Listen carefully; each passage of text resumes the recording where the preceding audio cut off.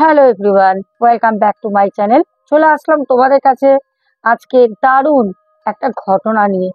তোমরা আজকে ভাবছো, সেই যারা আমার পুরনো ফলোয়ার আছো, তোমরা বুঝতেই পারছো আমার সেই পুরনো সেট আপ।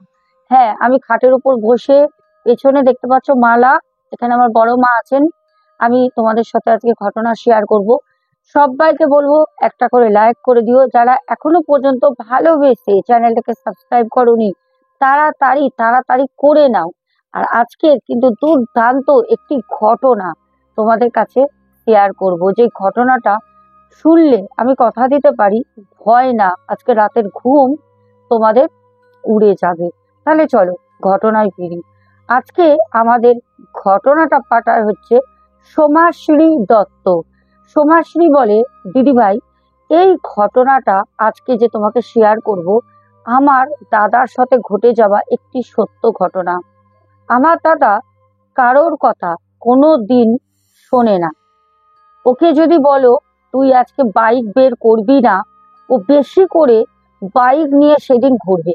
যদি ওকে বলো আজকে তুই কোনো মতে বাড়ি থেকে বেরোবি না, ও কিছু না কিছু একটা অজুহাত নিয়ে বেরোবে তো বেরোবেই।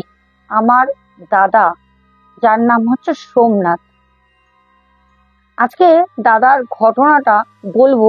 ঘটনাটা বলতে বলতে একটাই কথা বলবো, এই ঘটনাটা আমাদের লাইফে ঘটে যাওয়া একটি সত্য ভয়ঙ্কর বাস্তব ঘটনা। এতটাই ভয়ঙ্কর, যার পরিণাম আমাদের পুরো পরিবারের মধ্যে একটা কালো ছায়া ফেলে যায়। আজকের ঘটনাটা আমাদের সোমাশ্রী বলে, দিদিভাই, আমার দাদা 2005 সালে মারা যায়। হ্যাঁ, আমার দাদার নাম সোমনাথ ছিল। এবার আমি ঘটনাটা তোমাকে আগে থেকে একটু বলি। আমার বোন, মানে আমাদের বোন সোমাশ্রী বলে, দিদিভাই, আমার দাদা 2003 কলেজ আউট করলো। কলেজ আউট করে ও আর পড়বে না সিদ্ধান্ত নিয়ে নেয়। বাবা বলল, পড়বি না যখন বাড়িতে বসে থেকে কি করবি, স্থানীয় চায়ের দোকানে তুই কাজে যা। কারণ আমার দাদার সাথে আমার বাবা মা বিহেভিয়ারটা এরমই করতো, কারণ ও তো কারোর কথা শুনতোই না। তো কি করবে, বাবা মায়ের কথা না শুনলে সন্তান তো বাবা মা তো বলবেই। তো আমার দাদা কোনো মতে কোনো কথাই কিন্তু কোনো সময় কর্ণপাত করতো না। ওকে যেই যাই বলুক ওর কাছে সবই নিমিত্ত মাত্র ছিল, মানে বলাটা বলার মতো, কিন্তু শুনতো না। এবার ঘটনাটা কি অদ্ভুত ভাবে পরিবর্তন হবে শুধু শোনো। ঘটনাটা এরকম ঘটলো, ঠিক 2003 যখন কলেজ থেকে পাস আউট করে বেরোয়, তারপর ও ওই 2003-এই নানা রকম বন্ধু বানালো, যাদেরকে আমাদের বাড়ির কেউ কিন্তু চেনে না, কেউ না। এবার আমার মা, আমার বাবা সবাই বলতো, কি ব্যাপার রে সোমনাথ, তুই আজকাল সারাক্ষণ বাইরে বাইরে থাকিস, তোকে তো দেখাই যায় না, পাড়াতেও থাকিস না। এবার যেইটুনি মা বাবা সবসময় ওর খোঁজ নিত যে ও কোথায়, কিন্তু সবাই একটাই কথা বলতো যে সোমনাথকে তো দেখিনি, কোথায় ও, ও হয়তো অন্য কোনো এলাকায় অন্য কোনো বন্ধুদের সাথে হয়তো সময় কাটায়। আমার মায়ের মাথায় আসলো যে ছেলেটা আমার খারাপ হয়ে যাচ্ছে না তো, কোনো একটা বাজে কাজ করে বসবে না তো, যেটা প্রত্যেকটা বাড়ির মা বাবারই সন্তানের জন্য চিন্তা হয়। আমার বাবাকে বলতে, আমার বাবার যে ধনিক দোকান আছে, আমার বাবা অতটা সময় পান না। তো আমার বাবা একদিন বলল যে আজকে আমাদের দোকানের যারা ছেলেরা আছে কারিগর, তারাই আজকে দোকানটা চালাক, আজকে আমি দোকানে যাব না, আজকে আমি দেখবো আমার বদমাইশ ছেলে কোথায় আছে। আমার বাবা অন্য অন্য পাড়ায় যেখানে যেখানে ওর বন্ধু বান্ধব ছিল সব জায়গায় না খোঁজ খবর নেয়। তো সবাই বলছে, না, এখানে তো সোমনাথ কোনো জায়গায় আড্ডা দেয় না, সোমনাথকে তো আমরা এখানে কোনো জায়গায় আড্ডা দিতে দেখিনি। তো সেখানে দাঁড়িয়ে আমার বাবা মা কি করবে। আমার বাবা ঠিক মাসখানেক পর আপনা আপনি খোঁজ পেল, আমার দাদা, আমার দাদা কারোর বাড়িতে আশ্রয় না, আর কোনো কারোর বন্ধুর বাড়িতে আমার দাদা থাকে না। আমার দাদা থাকে হচ্ছে পড়ে কোথায় জানো, শ্মশানে। হ্যাঁ, যেখানে মৃতদেহ পোড়ানো হয় আমার দাদা ওখানেই পড়ে থাকে। আমার যখন বাবা জানতে পারলো, মাকে বলতে মা খুব কান্নাকাটি করলো যে সে কি, আমার ছেলে শ্মশানে পড়ে থাকে কেন, এ কি। এবার সব থেকে বড় কথা, আমরা মানে গৃহস্থর বাড়ি ঘর, শ্মশান থেকে আসছে, যখন খুশি এসে ঢুকে যাচ্ছে বেরোচ্ছে, এবার এই জিনিসটা তো ঠিক মেনে নেওয়া যায় না, না। তখন তখন আমার বাবা বলল, আমি ওকে বাড়িতে রাখবো না, আমি ওকে বাড়ি থেকে বার করে দেবো, ওর মতো ছেলে এখানে থাকার কোনো অধিকার নেই। তো মা অনেক করে কান্নাকাটি করে যে ওকে বের করো না, কোথায় যাবে কি। যাই হোক, বাড়ির মধ্যে একটা ঝামেলা অশান্তি সৃষ্টি হয়। আমাদের আশেপাশের পরিবেশের যারা প্রতিবেশী ছিলেন, অনেকেই বয়োজ্যেষ্ঠ আছেন, তারা আমার বাবাকে বলল, দেখ সৌমেন, আমার বাবার নাম সৌমেন দত্ত, দেখ সৌমেন, মাথা ঠান্ডা কর, ছেলে তোর একটাই, মেয়ে তোর একটাই, দেখ ছেলেকে নিয়েই তো থাকতে হবে, মেয়েকে তো বিয়ে দিয়ে দিবি, মেয়ে তো শ্বশুর বাড়ি চলে যাবে, কিন্তু ছেলেকে নিয়ে তো বসবাস করতে হবে। তখন আমার বাবা বলল যে সে ঠিক আছে, কিন্তু এই রকম ছেলেকে কেই বা মেয়ে দেবে, মানে বিয়ের জন্য। আর আমার ছেলের সত্যি কথা বলতে ওর মতিগতি যা, ওকে মনে হয় না কোনোদিন বিয়ে দিয়ে কোনো মেয়ে নিয়ে এসে ওর জীবনটা নষ্ট করা বৃথা।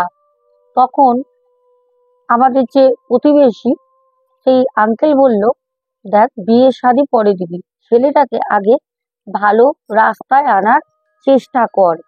ভালো কথা। আমার বাবা সেরকম কথা শুনে মানে মাথায় হাত বুলিয়ে বুলিয়ে যতটা ওকে ভালো মতো বোঝানো যায় ওকে সেরকম ভাবেই বোঝাতে শুরু করলো।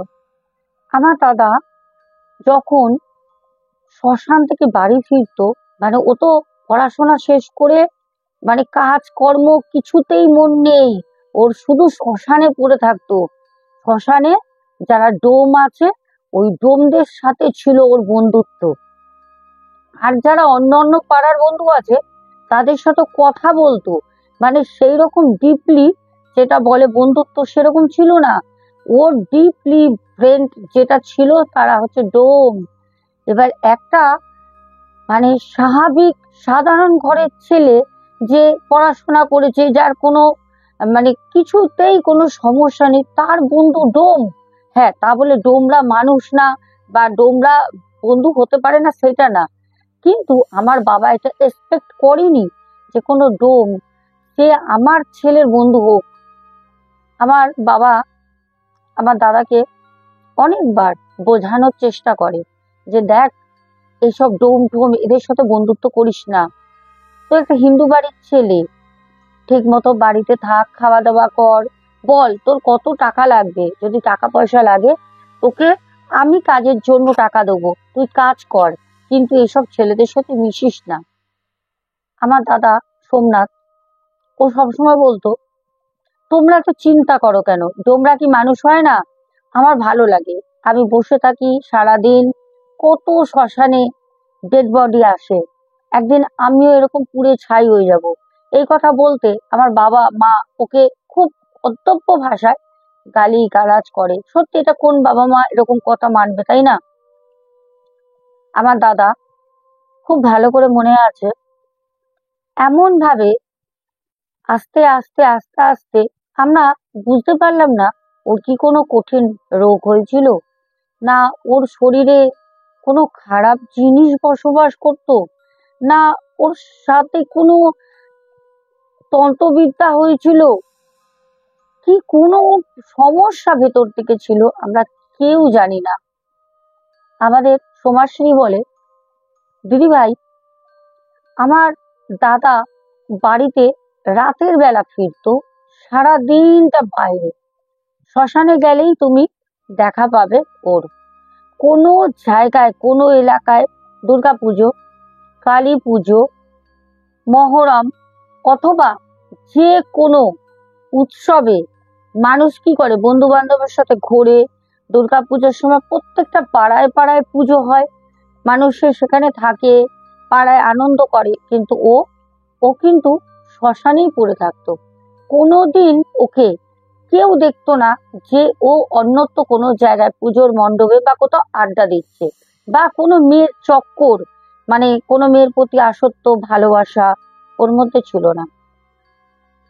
ওইদিকে কোনো টানই ছিল না। আমার বাবা আমার মা অনেক করে ওকে বলে যে দেখ সোমনাথ, তুই একটা কাজ কর, কোনো মেয়েকে যদি ভালোবাসিস বল, না হলে পারে তুই একটা কাজ কর, আমরা একটা মেয়ে ডেকে তোকে বিয়ে দিয়ে দিই, তুই বিয়ে কর। কিন্তু আমার দাদা হাসতো, হা হা করে হাসতো, আর বলতো বিয়ে করব আমি, হাসতো। তো যাই হোক, একদিন খুব ভালো করে মনে আছে, সেই কালো রাতটা আমাবস্যা রাত ছিল। 12টা বেজে গেছে, 12:30 বাজে, 1টা বাজে। বাবা মায়েরও তো বয়স হয়েছে, আমার দাদার বাড়ি আসার কোনো রকম নাম নেই। আমার মা অঝরে কান্নাকাটি করছে যে আমার ছেলেটা গেল কোথায়। আমার বাবাকে বলছে, যাও না গো, যাও না, ছেলেটা শ্মশানে পড়ে আছে, যাও না গো, আজকে আমাবস্যা, খুব ভয় করছে ছেলেটার জন্য, যাও না। আমার বাবা মায়ের কান্না শুনে বহুবার মাকে ধমকায়, বলে আমি পারবো না, তোমার ছেলে হয়তো নেশাগ্রস্ত হয়ে শ্মশানে পড়ে আছে, আমি বাবা হয়ে পারবো না, সত্যি কোনো বাবার পক্ষে তো সম্ভব না। একটা ছেলে তার নিজের সন্তান মদ্যপ অবস্থায় যদি কোনো জায়গায় রাস্তায় পড়ে থাকে, সেটা বাবা মায়ের কাছে কতটা যন্ত্রণাদায়ক, কতটা কষ্টকর, এটা একমাত্র একটা মা বা একটা বাবাই জানবে। সেখানে দাঁড়িয়ে আমার বাবা বলল, আমি যেতে পারবো না, তোমার ছেলে যেখানে পড়ে আছে থাক, আমি যেতে পারবো না। আমি আমার বাবাকে অনেক করে বোঝালাম, আমাকে আমার মা এসে বারবার করে বলছে, সোমাশ্রী, বাবাকে বোঝা মা, একটু বোঝা, নাহলে তুই পাশের বাড়ির কাকুকে গিয়ে বল। তো কাকুকে বললে কাকু বাবাকে বলবে। আমি ছুটতে গিয়ে কাকুকে বললাম, কাকু, ও কাকু। কাকু বলছে, কে রে সোমা? ভাবলাম কাকু, হাত জোর করছি কাকু, তুমি আমাদের বাঁচাও। কাকু বললো, কেন রে, কি হয়েছে? কাকুকে বললাম, কাকু, আমার দাদা বাড়ি আসেনি। বলছে 1:45 রাত, ও বাড়ি আসেনি? কোথায় গেল সোমনাথ? তোর বাবা খুঁজতে যায়নি? আমি বললাম, না বাবা যায়নি, বাবা তো রাগ করে বসে আছে, বাবা বলেছে যেখানে খুশি যাক, বাবা যায়নি। কাকু, তুমি বাবাকে কিছু করো, বলো।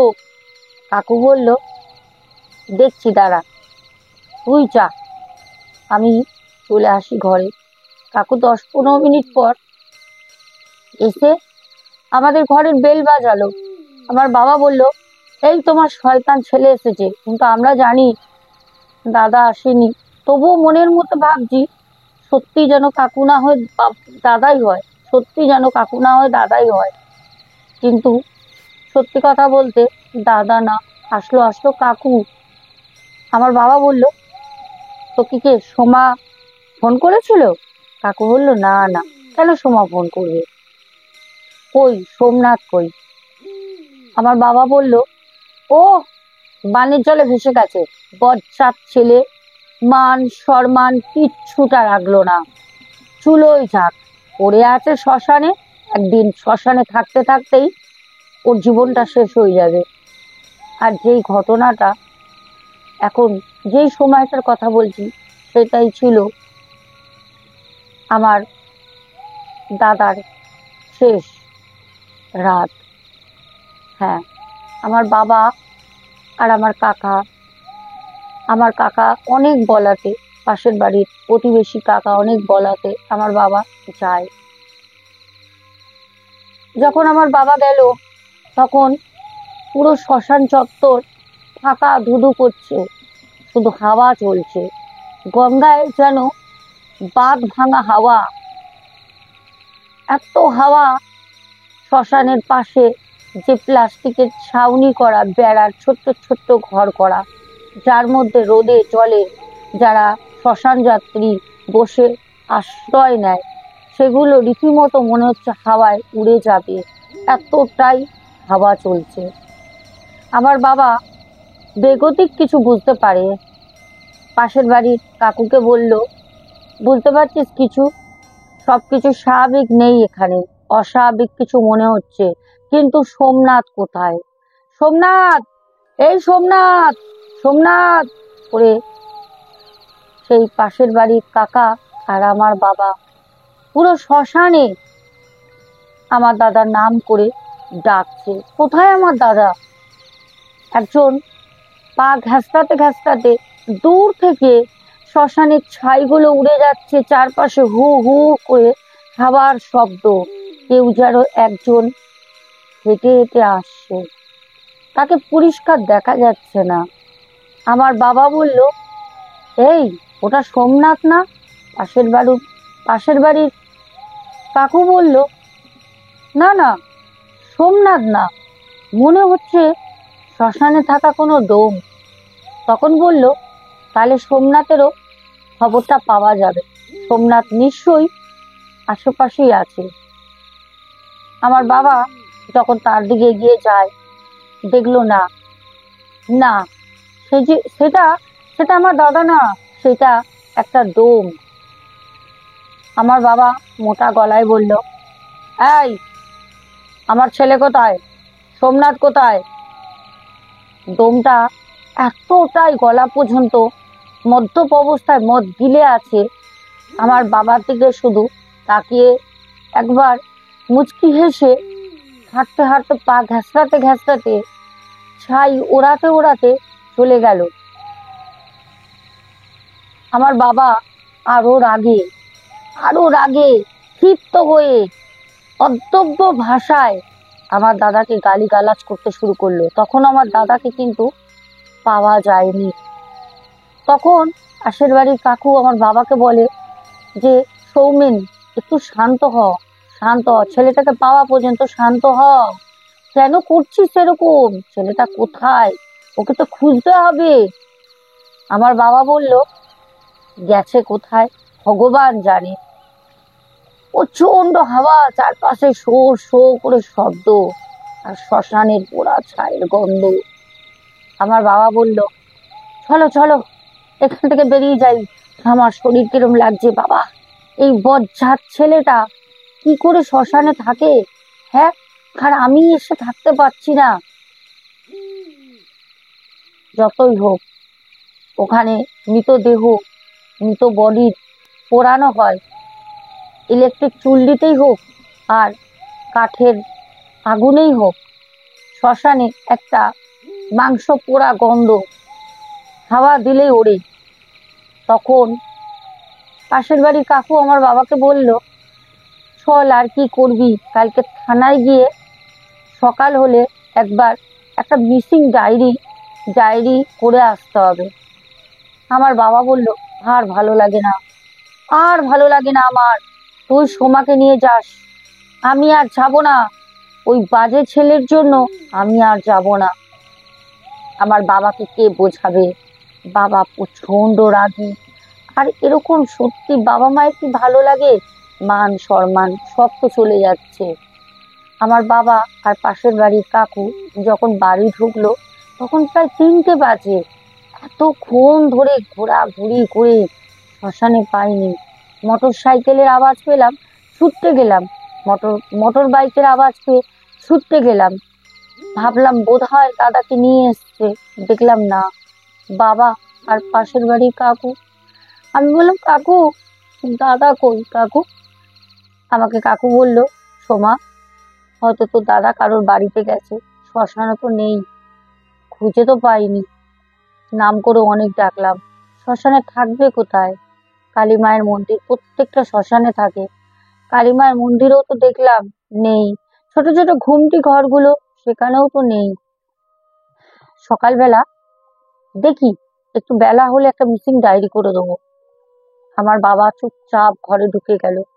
শুধু ঘরে ঢুকে সেই পাশের বাড়ির কাকুকে ফোন করে বলল, শোন কাঞ্চন, এই কথা তুই কাউকে কিন্তু বলিস না ভাই, মেয়েটার তো বিয়ে দিতে হবে, ছেলেটা এরকম বাজে চলে গেছে পথে, বুঝতে পারলাম না কি করে কি হলো, কাউকে সব বলিস না, বাড়ির কথা বাড়িতেই থাক। সেই কাকু তখন বাবাকে বলল ফোনে, তুই বিশ্বাস কর, নিশ্চিন্তে থাক, আমি এই কথা কাউকে কোনোদিন বলবো না। তুই নিশ্চিন্তে থাক। যাই হোক, আমার বাবা, আমার মা, আমি সারাটা রাত একবার ছাদে যাচ্ছি। ছাদ থেকে রাস্তাটা দেখা যায়, আছে দাদা আসলে দেখতে পারবো।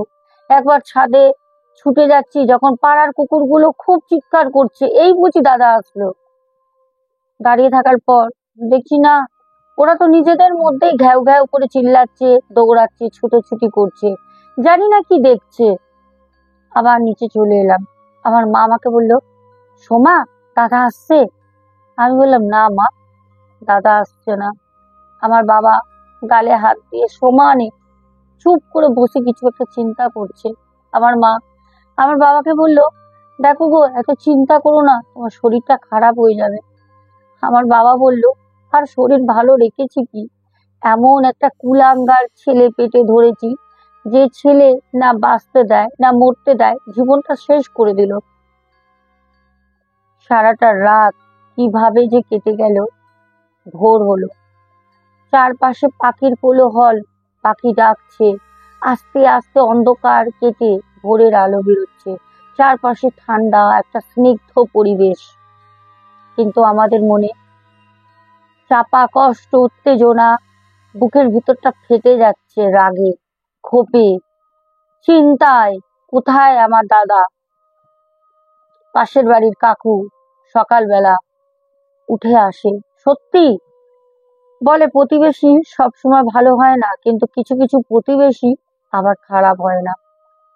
যখন আসলো, তখন আমার বাবাকে বলল, চল তো সৌমেন, একবার শ্মশানে আবার যাই, চল, হতে পারে রাতে কোনো কোণে আমাদের মিস হয়ে গেছে, হয়তো ও মদ টদ খেয়ে ওখানেই আছে। আমার বাবা বলে, চুপ কর, চুপ কর কাঞ্চন, আর শুনতে পাচ্ছি না, চুপ কর, ভালো লাগে না, এত বড় ছেলে মদ খেয়ে শুয়ে আছে, তুই আমার সামনে বলছিস। চুলোই যাক, আমি যাব না। অনেক করে আমি, আমার মা বোঝানোর পর ওকে নিয়ে যাওয়া হলো। শ্মশানে গিয়ে সবাইকে জিজ্ঞেস করে, কারণ যারা সকালে ডোমরা থাকে, যারা যারা আশেপাশে থাকে, ও তো, আমার দাদা ওখানে থাকতো, কেউ না কেউ তো দেখবেই। সবাইকে জিজ্ঞেস করলো, আচ্ছা সোমনাথকে দেখেছো? আমার ছেলেকে দোকানের ওখানে যে ঘুমটি ঘরগুলো ছোট ছোট আছে, চায়ের দোকান, পানের দোকান, বিড়ি সিগারেটের দোকান, কচুরির দোকান, তারা বলল, আপনার ছেলে এত ভালো ঘরের ছেলে, আপনাকে তো দেখে মনে হচ্ছে ছেলেটাকে একটুখানি যত্ন করে রাখতে পারেননি। ছেলেটা তো এখানে প্রায় আসতো, এসে এখানে কাঁচা খেত, আরো অনেক রকম নেশা করতো। আপনি বাবা, আপনাকে কি বলবো, ছি ছি ছি ছি ছি, এত ভালো ঘরের শিক্ষিত ছেলে, ওকে তো দেখলে মনে হতো। আমার বাবা আর কাকু বলল, কাল থেকে না বাড়ি যায়নি জানেন দাদা, ওকে খুঁজে পাচ্ছি না। বললো, আচ্ছা আচ্ছা দাদা, আমরা তো সব দোকানের দিকে থাকি, দুপুরবেলা সবাই তো যে যার দোকান বন্ধ করে চলে যায়, দুপুরের দিকে আমরা বাড়ি চলে যাই, আমাদের তো বাড়ি এখানে না। আবার ওই 30 মিনিট 1 ঘন্টার জন্য যাই, কারণ মৃতদেহ তো আসতেই থাকে, আর মৃতদেহ আসলেই আমাদের মোটামুটি সেলটা বাড়ে। কিন্তু ও দুপুরবেলা করে, আপনি একটা কাজ করুন, বলতে বলতে কথাটা চেপে গিয়ে বলল, আপনি না একবার থানায় গিয়ে বলেন তো, গঙ্গায় এরকম কোনো। বাবা বলল, কি বলছেন কি, মানে আমার ছেলে কি ডুবে গেছে? আর আমাদের সমাজশ্রী জানায়, দিদি ভাই, আমার দাদা ভাই কিন্তু সাঁতার জানতো না, ও কোনোদিনই গঙ্গায় নামতো না, কিন্তু আমার দাদার মৃতদেহ আমরা আর পাইনি। আমরা পাইনি মৃতদেহ। 7 দিন পর পচা গলা অবস্থায় চন্দননগরের এক গঙ্গার পাড়ে উঠেছিল, পেপারেও দিয়েছিল মৃতদেহ আমার দাদার। যতদিন পাইনি ততদিন আমরা ভেবেছিলাম হয়তো ওর মাথা পাগলের মতো করতো, তো হাসতো, একা একা রুমের মধ্যে থাকতো, কারোর সাথে কথা বলতো না, হয়তো ও কোনো দিকে বেরিয়ে গেছে, কোথাও হয়তো খামখেয়ালি মনে চলে গেছে। কিন্তু আমার দাদার মৃতদেহ পাবো, এইটা সত্যি কোনোদিন আশাও করিনি। পুরো সংসারটা আমাদের একদম অচল হয়ে গেল দাদাকে ছাড়া। হ্যাঁ, বাড়িতে ছিল, হয়তো কোনো কাজের যোগ্য ছিল না, জ্বালাতোই, কিন্তু তবুও তো ছিল। ওর মৃত্যুর পর আমার বাবা, আমার মা পুরো ভেঙে যায়। পুরো মাসের পর মাস আমাদের বাড়িতে রান্না হয়নি। পাশের বাড়ি থেকে এই বাড়ি ওই বাড়ি প্রতিবেশীরা এসে দুটো কটা ভাত দিয়ে যেত। আমি কাঁদতে কাঁদতে মুখে দিতাম। আমার মা বাবা তো কতদিন না খেয়েই ছিল, দুবেলা করে খেত না, না খেয়েই থাকতো জল খেয়ে খেয়ে। মায়ের কান্না, সেই চোখের জল আমি জীবনেও ভুলবো না। কেন যে সন্তানরা মা বাবার কষ্ট বোঝে না, সেটাই বুঝি না। কেন বাবা মায়ের সন্তান ছাড়া কে আছে? বাবা মায়ের সন্তান ছাড়া কেউ নেই। তারা ভালো হোক, তারা খারাপ হোক, গরিব হোক, বড়লোক হোক, তোমার স্বপ্ন পূরণ করতে পারুক আর নাই পারুক, বাবা মা তো বাবা মাই হয়। বাবা মা যেরকম সন্তানকে ভালোবাসে, সেরকম সন্তানকেও বুঝতে হয় বাবা মা কিন্তু নিঃস্বার্থভাবে সন্তানকে ভালোবাসে, কোনো স্বার্থ ছাড়াই। হ্যাঁ, পরবর্তীকালে হয়তো অনেক ঘটনা পাই, বিয়ের পরে অনেক পরিবর্তন হয়ে যায়, শাশুড়ি শ্বশুররাও হয়ে যায়, ছেলে বৌমাও হয়ে যায়, সেটা আলাদা ব্যাপার। যাই হোক, সমাজশ্রী বলে দিদিভাই, আমি তোমায় বলে বোঝাতে পারবো না সেই কষ্ট, যে কি কষ্ট। আমার বাবা মাকে শুধু দেখতাম কাঁদতো, আমার বাবাকে মাকে শুধু দেখতাম কাঁদতো, কি যে কান্না করতো, খুব খুব কষ্ট হতো। তারপর যখন পচা গলা দেহটা পায়, তখন আমার বাবা গিয়ে সৎ কাজ করে দেয়, বাড়িতে আর আনিনি, কি আনবে ওর পচা গলা দেহটা। আমার মা, আমি, আমাদের আত্মীয় স্বজন সবাই যাই। যখন আমরা থানায় জানতে পারি, থানা থেকেই বলে আমরা সৎ কাজটা করে দিই। তারপর শুরু হলো আমাদের বাড়িতে আমার দাদার অত্যাচার। হ্যাঁ দর্শক বন্ধু, তোমরা ঠিকই শুনছো, আমাদের সমাজশ্রী বোন বলে দিদিভাই, আমার দাদা রাতের বেলা রুমের মধ্যে দৌড়াদৌড়ি করতো। হ্যাঁ, অস্পষ্ট আমার দাদাকে রুমের মধ্যে দেখা যেত, দাদা রুমে দৌড়াদৌড়ি করতো। এমনকি দাদা বাড়িতে যেরকম বাবা বকা দিলে হা হা করে হাসতো, একটা বদমাইশি হাসি। আমার দাদা মৃত্যুর পর দাদার যে ঘরটা ছিল বেডরুম, সেখান থেকে ওই রকম হাসির শব্দ ভেসে আসতো। বহুবার বহুবার পেয়েছি। আমার বাবা, আমার মা লাস্টে সেই বাড়িটা আমাদের বিক্রি করে দিল। কারণ আমরা অনেক ওঝা তান্ত্রিকের সাথে যোগাযোগ করেছিলাম। তারা বলেছিল তোমরা একটা কাজ করতে পারো, বাঁচতে চাইলে তোমাদের এই বাড়িটা বিক্রি করে দাও, কারণ এই বাড়িতেই আমি ওর আত্মাটাকে বশ করে আটকে বন্ধন করে দেবো, ও যাতে তোমাদের সাথে অন্য কোনো বাড়িতে যেতে না পারে। আমার গা রীতিমতো শিরশিরাচ্ছে, কাটা দিচ্ছে। যার সাথে ঘটে তারাই জানে। আমাদের সমাজশ্রী বলে দিদিভাই, আমরা ওই বাড়ি বিক্রি করে দিই দিদিভাই, 1.5 থেকে 2 মাসের মধ্যে। যেরকম দাম পেয়েছি বিক্রি করে দিই, তবে আমরা লসে বিক্রি করিনি। ভালো এমন ভাবে বিক্রি হয়ে যায়, ওই তান্ত্রিক এমন কাজ করে দিয়েছিল, এই যে আমার দাদার আত্মা বা কিছু এই জিনিসটা ছড়ায়নি, ছড়ানোর আগেই কাজটা হয়ে যায়। আর আমাদের প্রতিবেশী গুলো ভালো ছিল, কিন্তু ওই বাড়িটা এখনো কিন্তু লক করা পড়ে আছে। কারণ যারা কিনেছিল তারা অ্যাকচুয়ালি কলকাতার না, তারা কলকাতায় অনেক প্রপার্টি, নানা জায়গায় প্রপার্টি কিনে রেখেছে।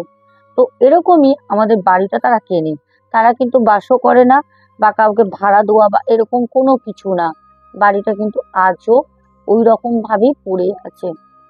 আর আমাদের সমাজশ্রী বলে দিদিভাই, আমরা যখন ওখান থেকে অন্য জায়গায় শিফট করে যাই, তখনও আমাদের বাড়ি বন্ধন করে নিই। আমাদের বাড়িতে এখন পর্যন্ত সেই 2005-এর পর থেকে আমরা তো বাড়ি চেঞ্জ করি, আমাদের সাথে কিন্তু কোনো রকম খারাপ ভৌতিক অভিজ্ঞতা হয়নি।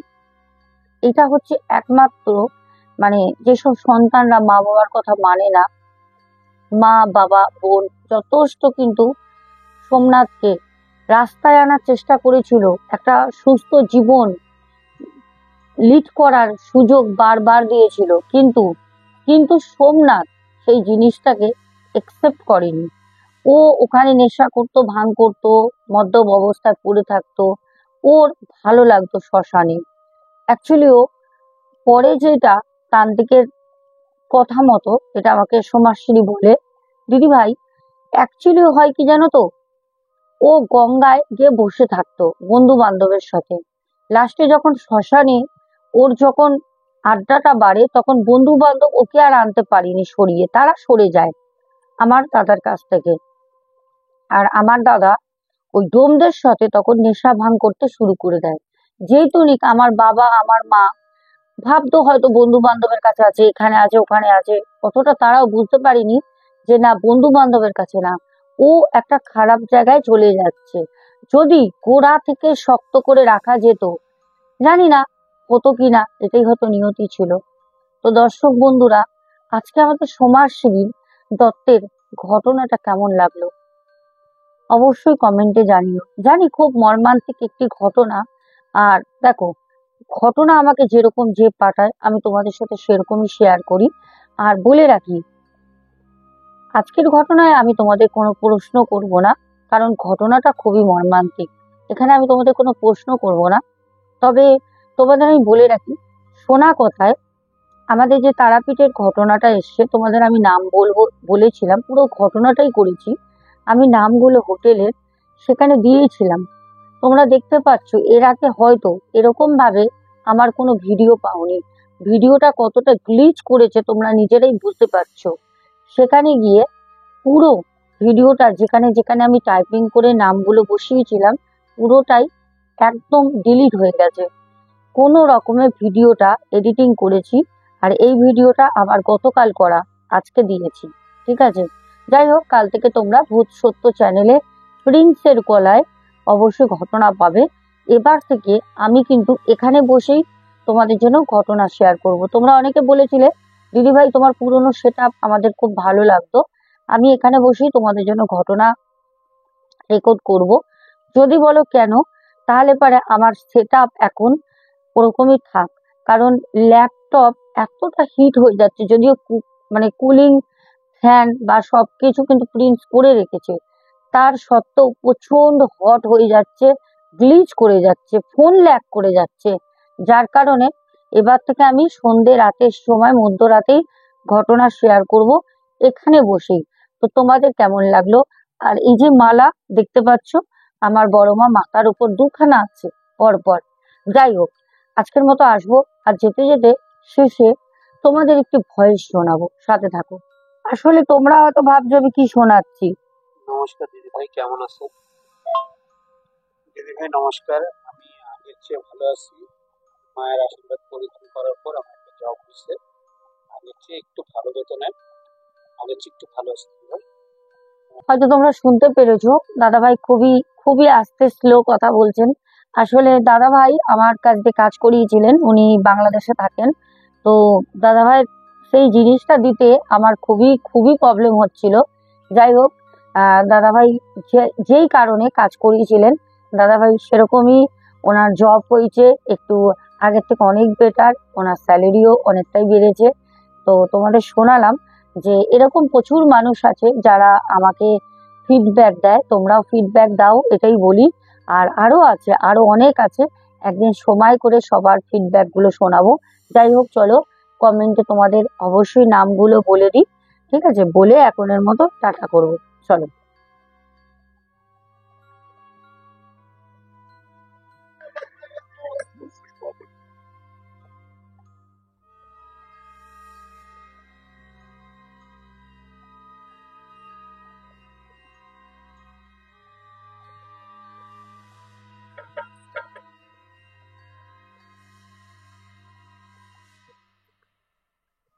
সত্যি ব্যারাকপুর অনেক অনেক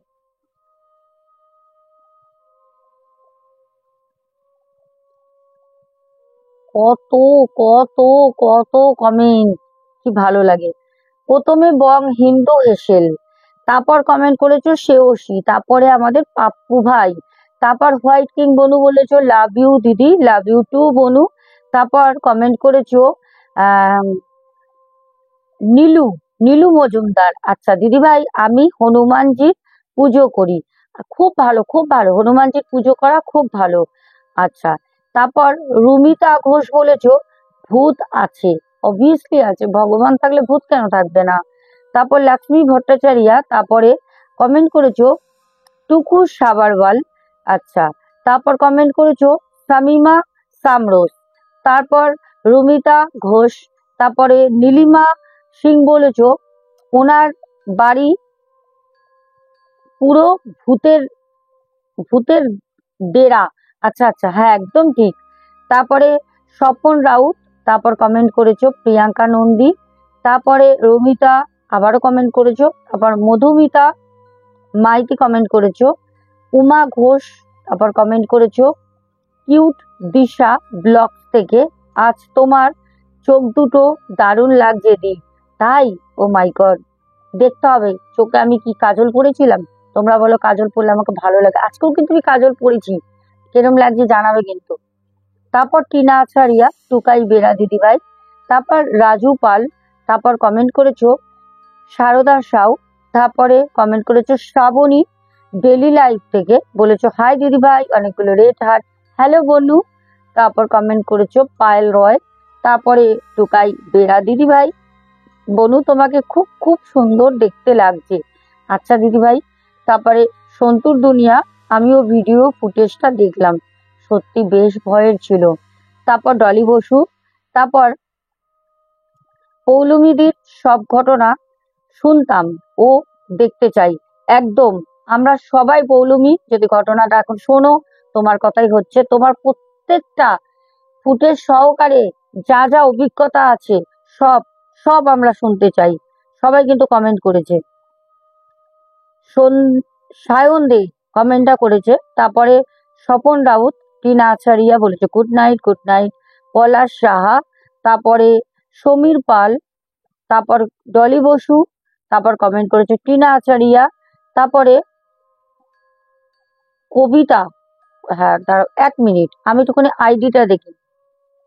কবিতা শর্মা, আচ্ছা কবিতা শর্মাও কমেন্ট করেছো হ্যাঁ দিদি চাই দিদি ভাই, আরো আরো শুনতে চাই, আমরা সবাই শুনতে চাই। সৌমিক হালদার, সৌমিক সরকার, তারপরে শ্রেয়সী, তারপর নিবেদিতা কর, তারপর কৌশিকী ঘোষ, টিনা ঘোষ, স্বপ্না বাজাল দিদি ভাই, ঝর্ণা দাস দিদি ভাই আপনার ভিডিও খুব ভালো লাগে।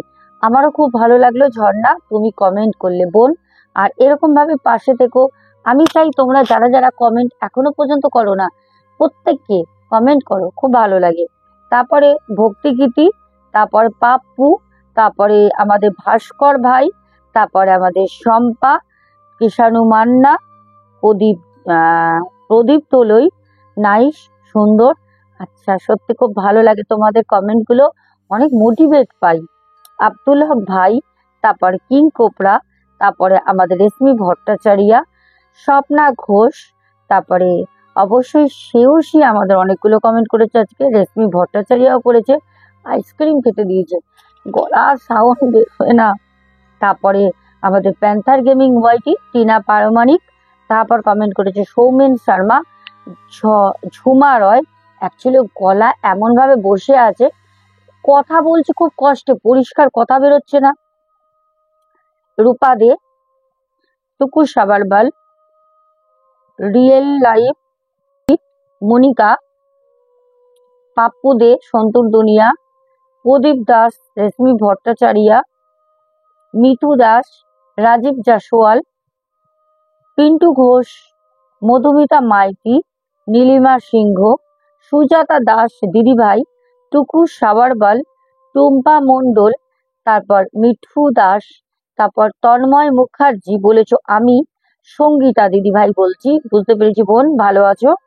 আচ্ছা পায়েল রয়, তারপরে সন্তুর দুনিয়া, হোয়াইট কিং বনু, সন্ধ্যা মণ্ডল, টিনা আচারিয়া, টিনা তো কঙ্কালের মাথা ভর্তি করে দিয়েছে দেখো, দেখেছো কঙ্কালের মাথা। তারপর ভক্তিগীতি, তারপর সন্তু দুনিয়া আবার কমেন্ট করেছো, আবার শ্রেয়সী। তারপর শর্মিষ্ঠা, না, তারপর কমেন্ট করেছো সুইটি। আচ্ছা, তারপর কমেন্ট করেছো সুইটি। আচ্ছা, তারপর গৌরী দে, শুভঙ্কর ঘোড়ই, কোয়েল চ্যাটার্জি। কোয়েলের সাথে মনে হয় আমার কালকে রাতে মেসেজ ডিএম এ কথা হয়েছে না কোয়েল? তারপর আমাদের মিম, তারপর হোয়াইট কিং বনু। তারপরে কমেন্ট করেছো অনেক অনেক অনেক কমেন্ট আছে, বিটিএস আর্মি। আচ্ছা, তারপর বাপ্পু ভাই, তারপর মিঠু, তারপর আমাদের রেখা অধিকারী, টুকু সাবারবাল, টিনা আচারিয়া, রেশমি ভট্টাচার্য, ফুলেশ্বরী চক্রবর্তী দিদি ভাই। সবার নাম বললাম, এরপরে যদি কারোর নাম মিস হয়ে যায় তাহলে কমেন্টে জানাবে, আমি নেক্সটে বলে দেবো, কেউ কিন্তু মনে কষ্ট পাবে না। আজকের মতো আসবো, সবাই খুব ভালো থেকো, লাভ ইউ অল। দেখা হবে আগামীকাল ঠিক দুপুর, দেখা হবে আগামীকাল ঠিক রাত 10:30টায়। আর দুপুরবেলা ভূত সত্যতে আসছে প্রিন্স ভয়ঙ্কর ঘটনা নিয়ে, কেউ মিস করবে না। টাটা।